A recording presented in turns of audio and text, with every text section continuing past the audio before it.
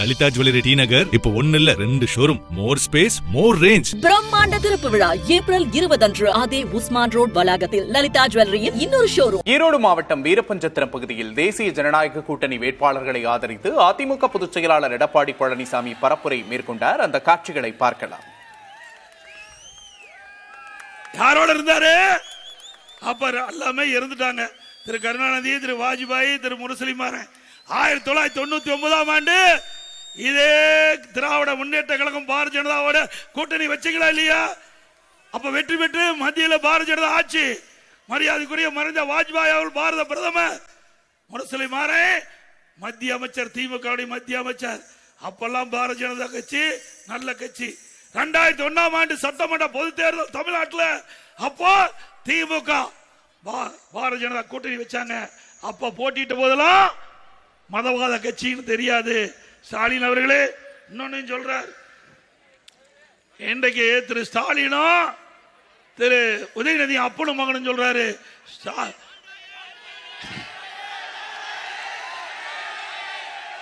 ஸ்டாலினும் அவருடைய மகன் உதயநிதி சொல்றாரு மோடி மோசமானவருங்கிறாரு.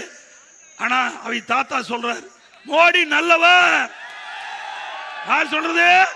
திரு கருணாநிதி குஜராத்தை சிறப்பாக மேம்படுத்தியுள்ளார். நரேந்திர மோடி மிகவும் நல்லவர். கருணாநிதி பரபரப்பு பேட்டி. அப்பவே சர்டிபிகேட் கொடுத்துட்டாரு. உங்க தாத்தாவே சர்டிபிகேட் கொடுத்துட்டாரு. யாரு? திரு மோடி நல்லவர்னு கொடுத்துட்டாரு. உங்க அப்பாவும் ஸ்டாலினும் மகன் உதயநிதியும் இன்னைக்கு மறுக்கிறாங்க. ஆக எப்பொழுது பார்த்தாலும் ஸ்டாலின் சொல்லுவாரு நான் யார் தெரியுமா? முத்துவேல் கருணாநிதி மகன். எப்பா உங்க அப்பா தாப்பா சொன்னாரு, நாங்களா சொன்னோம். மோடி நல்லவரு நீங்க அப்பா தானே சொன்னாரு. எப்ப பார்த்தாலும் எங்க அப்பாவுடைய வழியில் நடக்கிறீங்களா? உங்க அப்பா வழியில நடக்க வேண்டியதானே. மோடி நல்லவன் சொல்லிட்டாருல, அப்புறம் ஏன் நீ மறுக்கிற? ஸ்டாலின் அவர்களே பார்த்து பேசுங்க. ஏன்னா தெரிஞ்சா தானே பேசுவார், எதுவுமே தெரியாது. நான் சட்டமன்றத்தில் போன வருஷம் கவர்னர் உரையில் பேசினேன். 2.25 மணி நேரம் சட்டமன்றத்தில் பேசினேன். அப்ப முதலமைச்சர் எழுந்திருச்சு எனக்கு பசிக்குது, இன்னைக்கு எவ்வளவு நேரம் பேசுவீங்க, இன்னும் 1 மணி நேரம் சேர்த்து பேசணும். ஏங்க நீ இவ்வளவு பிரச்சனை சொல்லிக்கிறீங்க, இதுக்கெல்லாம் நான் பதில் தயார் பண்ணணும், போய் சாப்பிட வேணும், ஓய்வு எடுக்கணும்னாரு. ஆக திரு ஸ்டாலின் அவர்களே சட்டமன்றத்திலேயே உங்களை விரல் விட்டு ஆட்டணும். சாதாரண நினைச்சுக்காதீங்க. உங்களால பதில் சொல்ல முடிஞ்சுதா? கடைசியில் இத்துடன் பேச்சை முடிச்சுட்டேன். ஆக தமிழ்நாட்டில் பிரதான எதிர்க்கட்சி என்ற முறையில் அதிமுக எதிர்க்கட்சி தலைவராக இருந்து இதுவரை எந்த எதிர்க்கட்சி தலைவரும் 2.25 மணி நேரம் பேசிய வரலாறு கிடையாது. அந்த வரலாற்றை நாங்க தான் படிச்சோம். ஒவ்வொரு முறையும் 2 மணி நேரம். எனக்கு கொடுக்கின்ற நேரத்தை விட கூடுதலான நேரம் மக்களுடைய பிரச்சனை பேசணும். எங்களுக்கு மக்கள் வாய்ப்பு கொடுத்திருக்கிறாங்க. பிரதான எதிர்க்கட்சி தலைவர் என்ற முறையில் மக்களுடைய பிரச்சனை பேசுவது எங்களுடைய கடமை. அந்த கடமையை முழுமா செயல்படுத்தணும். அப்ப திமுக இருந்தாரு, திரு ஸ்டாலின் எதிர்க்கட்சி தலைவராக இருந்தாரு, நான் முதலமைச்சராக இருந்தேன். 40 நிமிஷம் முடிச்சிருவாரு. அவ்வளவுதான் சரக்கு. வேற ஒன்னும் அதிமுகவில் விமர்சிக்க முடியல. அந்த அளவுக்கு சிறப்பான ஆட்சி கொடுத்த அரசாங்கம் அதிமுக அரசாங்கம். அதோட காங்கிரஸ் கட்சி தலைவர் வந்திருக்காரு. அவர் திமுகவுக்கு மாறிட்டார். செல்வ பெருந்தகை. காங்கிரசுக்கு அவர் வக்காலத்து வாங்கறது இல்ல. அவரு காங்கிரஸ் பத்தி எதை சொன்னாலும் பதில் சொல்ல மாட்டார். திமுக பத்தி சொல்லுங்க உடனே பதில் சொல்லுவார். இவர் காங்கிரசுக்கு தலைவரா இல்ல திமுகவுக்கு தலைவரா என்று மக்களுக்கு சந்தேகம் வந்துடுது.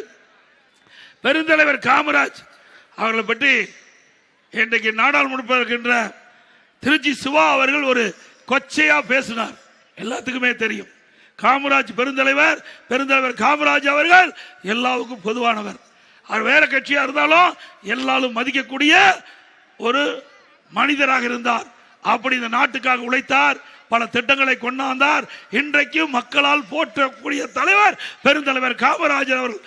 அவரை பற்றி திராவிட முன்னேற்ற கழகத்துடைய துணை பொதுச் செயலாளர் இன்றைக்கு மேலவையினுடைய தலைவராக இருக்கார். திமுகவில் மேலவை உறுப்பினராக இருக்கார். அவர் மரியாதைக்குரிய மறைந்த பெருந்தலைவர் காமராஜை பற்றி கொச்சப்படுத்தி பேசினார்.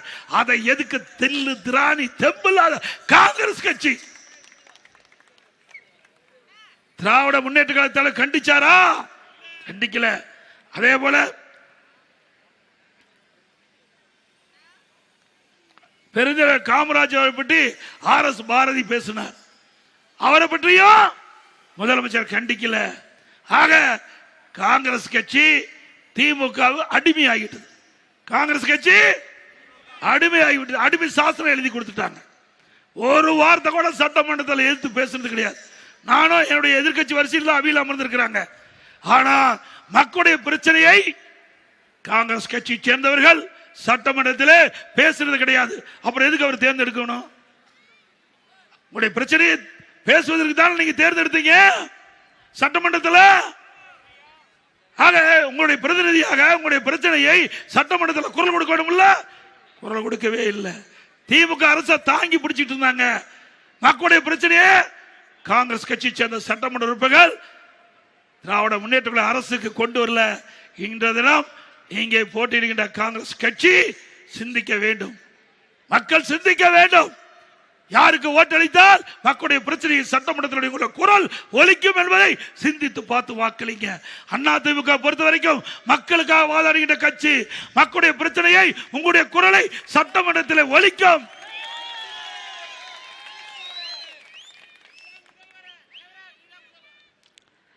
அதே போல இன்றைக்கு ஸ்டாலின் சொல்றார், நாங்க காங்கிரசும் திமுகவும் இணைந்து செயல்படணும். இதே காங்கிரஸ் தான் எமர்ஜென்சி கொண்டாந்தாங்களா? எமர்ஜென்சிய மிஸ்ஸாவை யார் கொண்டாந்தது? அப்ப அவளோட கூட்டணி வச்சா நல்லதான். காங்கிரஸ் திமுக கூட்டணி வச்சா எந்த தவறும் இல்லையா? அதே அதிமுக பாஜக கூட்டணி வச்சா மதவாத கட்சி. நல்லா சிந்திச்சு பாருங்க. எங்களை பொறுத்த வரைக்கும் நாடாளுமன்றத்தில் நாங்கள் கூட்டணி வைக்கல, வச்சமா? ஆனா திராவிட முன்னேற்ற கழகத்தை பொறுத்த வரைக்கும் ஈரோட்டில் அதிமுக பொதுச் செயலாளர் எடப்பாடி பழனிசாமி பரப்புரை மேற்கொள்ளும் காட்சிகளை பார்த்தோம்.